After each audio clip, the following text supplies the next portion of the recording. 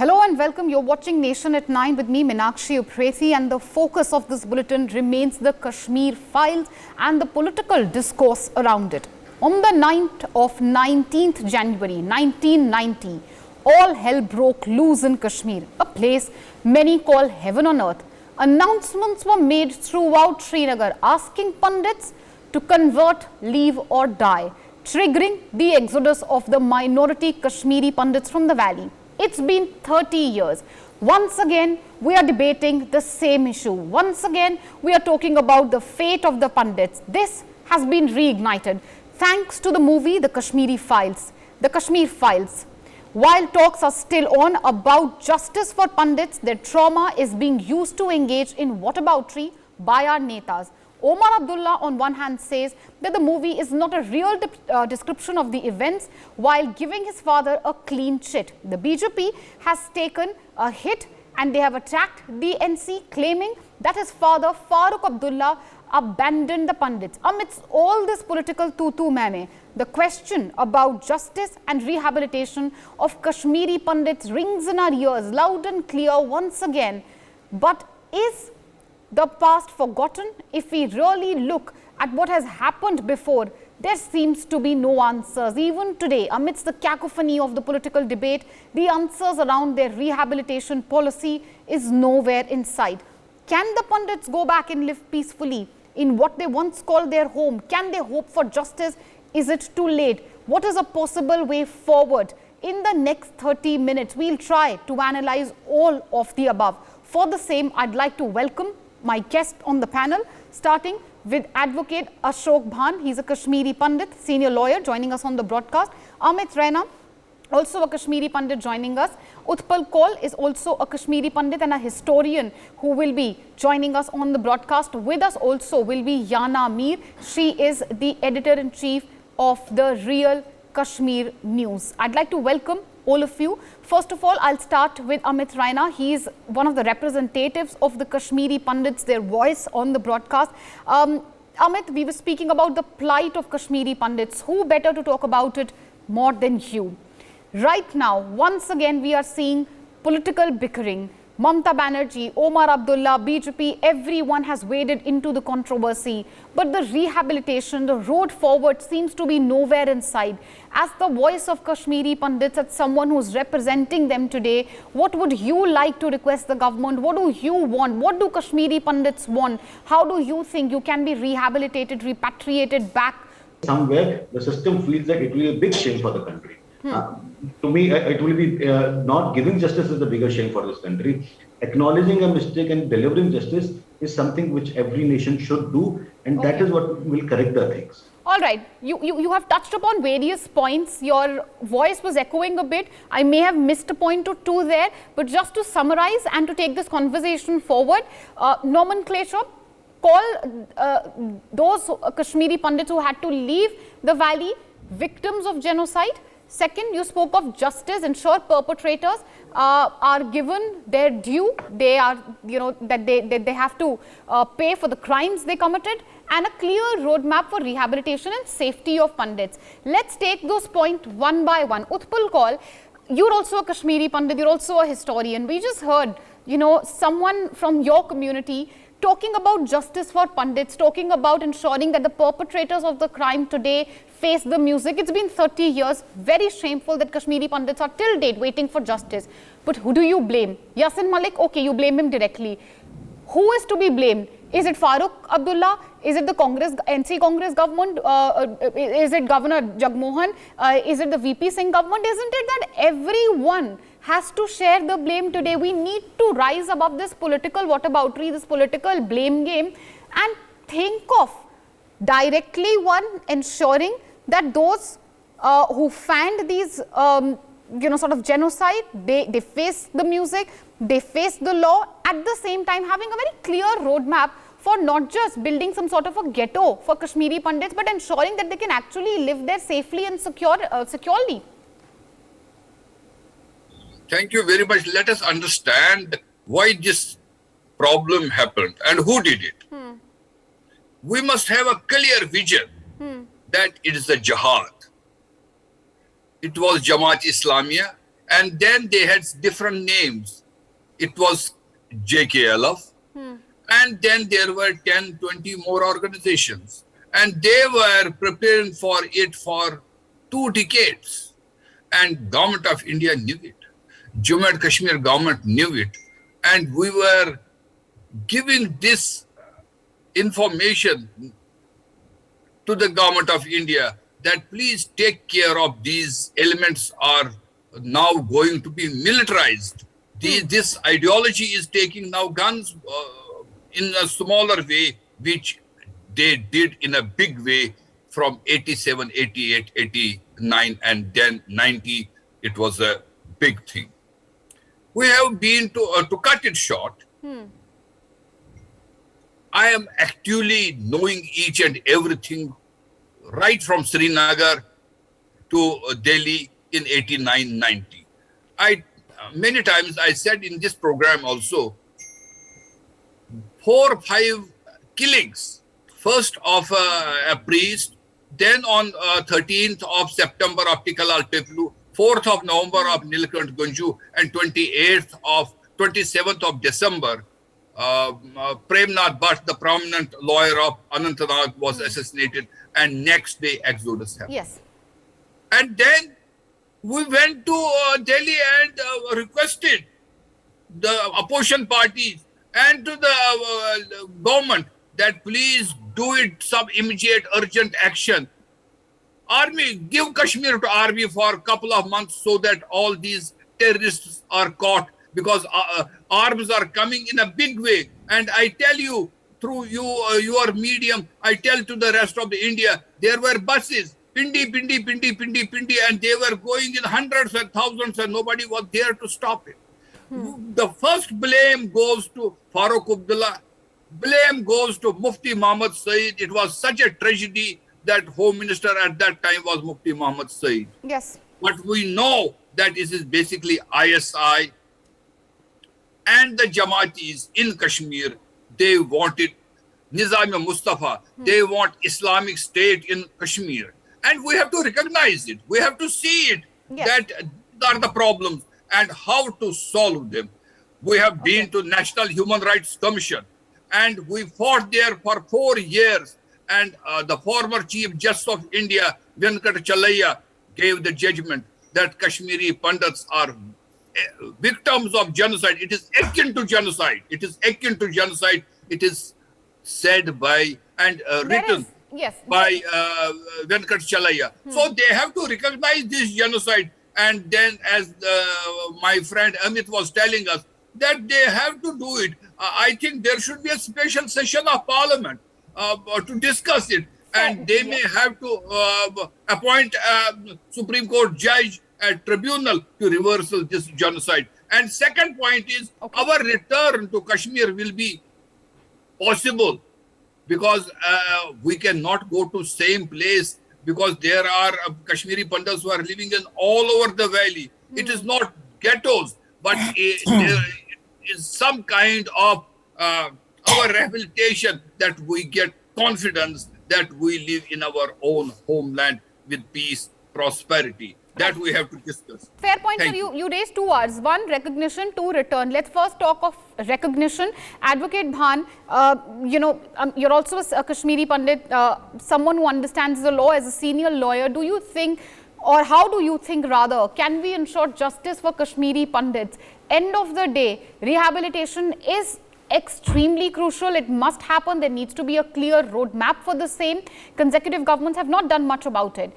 But recognition that you're all victims of genocide, at the same time ensuring justice, ensuring at least people like Yasin Malik, people, so-called separatists who are actually terrorists in the garb of separatism, are punished. There are interviews which are circulating where we can see Yasin Malik and likes just laughing about the terror activities which they have committed. It was his organization, something which Mr. Malik very openly admits, which was behind the killing of Justice Ganju, but nothing has been done about it. What do you think needs to be done? Would you like to take this thought forward, perhaps a special session of Parliament, a special sort of investigation under a Supreme Court judge? What would you like to say, Advocate Bhan? I will, first of all, right away demand constitution of an inquiry commission to be headed by a Supreme Court judge retired, which will include the NIA chief, IB chief, and DG police, and some other IAS officer, so that the whole gamut leading to ethnic cleansing and eventual exile of Kashmiri Pandits is probed, and the responsibility is fixed to person or persons who have committed this savagery. Savagery has to be accounted for. It cannot get scot-free because of the lapse of time 32 years have taken by. That's not the case. Yeah. And criminal jurisprudence does not recognize for any crime the time limitation. There is no time limitation for taking cognizance or inquiring or investigating into a crime. That is the internationally accepted jurisprudence of criminal law. Having stated that, let me put the whole debate in perspective. The killers who had the first intention of ethnically cleansing and inflicting a genocide on the Kashmiri Pandit community for the reason because this was a very large chunk of population with its roots engraved in Kashmir. They wanted to dislodge us, destroy the identity, destroy the cultural entity, destroy the civilizational entity of this community. Alongside, they killed those Muslims also, those peaceful citizens who in their view were loyal and peaceful citizens of the Republic of India. That is a fact of the matter. Okay. And they created such a mayhem and atmosphere of scare that the other peace-loving majority community, the sections, they got scared and they kept silence. And I accuse that silence as an acquiescence to the genocide and to the savagery committed by these gun-wielding terrorists. So this is number 2. Number 3, I wish to tell you that the Kashmir Files film, this is very important, please give me some time. This Kashmir Files has ignited a colossal sentiment in this country and abroad. And all Indians are feeling grieved. And they are building up a pressure on this government to immediately plan a dignified and respectable return of this community back to the valley. All right. And if government fails, the citizens have taken a vow that they will make all the endeavors to help us. Fair point, sir. Strike when the iron is hot, and this is the time. You're right about it, because this debate, this discussion has been reignited. The fact that we in the media also, tend to go off the wagon. There are many other issues, but the fact that we have been compelled to discuss the Kashmir issue, the issue of the Kashmiri Pandit day after day, that has happened because of the film. So credit does go there. Fact versus fiction, that type of political debate will go on, but the focus needs to be right now on justice plus return and rehabilitation. Yana Mir is also with us. Yana, when we speak of return and rehabilitation of Kashmiri Pandits, time after time we've seen various government maps, come up with a lot of plans on paper. They sound great. Be it the Congress government, which said that 7.5 lakhs we'll give Kashmiri Pandits. We want them to come back. NC didn't agree. They wanted it to go up to 16. Then we have the BJP government as well. They have some great plans when it comes to on paper about rehabilitation of Kashmiri Pandits. But the return of Pandits, how do you make it a reality? How do you ensure that the communities live in peace and prosperity? And the Pandits who live there, if they come back also to their land, not only do they get a property or a house to stay in, they also feel safe and secure there. The thing is that a lot has been said about rehabilitating the Pandits. But do you know why it has not actually happened till today? Do you know why it's not actually happened? Because our Pandit brothers are very, very non-violent in their approach. And I'm not trying to say that violence should be there. I'm not trying to propagate violence. But I'm saying that they are a non-violent community. But they have been, no doubt about it, very very aggressively writing about all the things that they've went through. And I'll tell you one thing. There are two minorities in Kashmir. One is the Kashmiri Pandits, who are no more there because of the genocide, because of the exodus. And the other is the nationalist Kashmiri Muslim. We are also a minority here. And the genocide that they talk about has happened to both. Now I'll tell you something. We have seen enough. 7 exoduses of Kashmiri Pandits. Our Kashmiri Pandit brothers their exodus has happened 7 times. Okay, we have seen enough. We have been tolerant enough. Fine, the Kashmiri Pandits are non-violent. But Muslims, everybody knows that khoon garam ho sakta hai. And I'll tell you very frankly, if the government continues this, if they just let Yasin Malik just rot to death, a natural death, just like Gilani, or if they just let Bitta Karate die a natural death and they don't hang him, they don't make an example of that punishment. Right. Then I'm telling you, or if they make that same mistake that happened during the exodus. Tell me one thing, has anyone thought about this? Why 2 days before the exodus, Farooq Abdullah resigned? He knew that something is going to happen. He knew, right? So obviously, because JKLF, the foundation is in London, and Farooq Abdullah Sahab studied in London. So it's obvious you can put two and two together. So he just resigned so that the blame can come on Jagmohan. And all these people who are today bringing out the Jagmohan theory for exodus of my Pandit brothers and for all the killings of nationalist Kashmiri Muslims. If you are going to give the Jagmohan theory, if you are going to defend and be sympathizers of those terrorists, then I have one thing to say. And I have one thing to say to the government who's delaying punishment to Yasin Malik and to Bitta Karate. I have one thing to say, that don't force Kashmiri Muslim nationalists to leave the Tiranga and pick up the gun. Even we can pick up the gun. We can also tell these other people, Salih, we are G for what you know. Either be one of us, be nationalists, say Jai Hind and live here because this is Indian soil. Be one of us, Salih, leave for Pakistan, or otherwise G for what you know. So don't force us to pick up the gun, because now if the government makes that mistake and brings the same governments into power, now they're talking about having elections, fine. But if you're going to get the same government, you're going to bring the same muftis and Abdullahs into power, then believe you me, this time the Kashmiri nationalist Muslim will not keep quiet. And we have seen enough. You have raised a very pertinent point, Yana, a point which is ignored by the media, that there is a large part, in Kashmir. You very rightly spoke of the minority Muslims in Kashmir, those who are pro-India, those, who are, of course, who want justice for Kashmiri Pandits. Amit Raina, you just heard this. And also for ourselves. Also for ourselves. Absolutely. The way we have been dying. Just because our brothers joined the army, just because our brothers joined the police, just because our brothers stand up for rights of Pandits, just because our brothers want temples, want to save the Indic civilization, we want our temples restored. Just because we do all this, we get spitted at, we get killed, we get called puppets, stooges, sanghis, bootlickers, and whatnot. We are paying with our blood for being Indians. And Pandits and nationalist Muslims deserve that now the government listens to them. And we want these perpetrators of violence to be hanged, otherwise we'll take up the guns. Then don't blame us that now things are going against you. Why have you kept them alive? I can understand. Who are you appeasing? Absolutely, we can understand the anger, the seething anger, which we can see even from your voice. And Amit Raina, just to take this forward, of course, it's a very emotive issue. This film highlighted the plight of Kashmiri Pandits, the way that exodus happened, the way the genocide took place, and that's why everyone is so moved in the country. It's made us relook at what had happened 30 years ago. Why not justice today? I think Yana makes a very pertinent point. Why are these so-called separatists, they're not separatists, they're terrorists in the guise of separatism. Why no action against them? What do you want when you speak of justice?